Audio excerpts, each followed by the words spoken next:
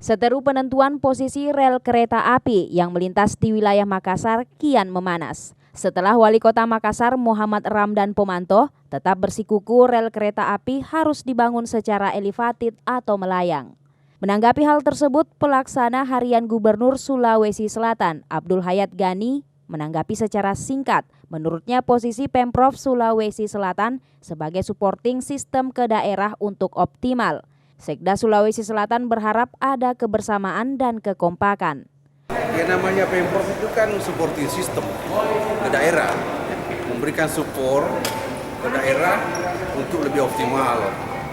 Jadi saya kira ketemu di ujung, kebersamaan, kekompakan tetap menjadi bagian penting dan ya kita serahkan ke mengambil keputusan lebih atas. Saya kira itu. Sebelumnya, Wali Kota Makassar menilai desain kereta api di Makassar seakan ada permainan, mulai dari konsep elevated yang sudah disepakati sejak tahun 2015 hingga penentuan lokasi kemudian berubah menjadi landed. Hairudin, Fajar TV dan Fajar Radio melaporkan.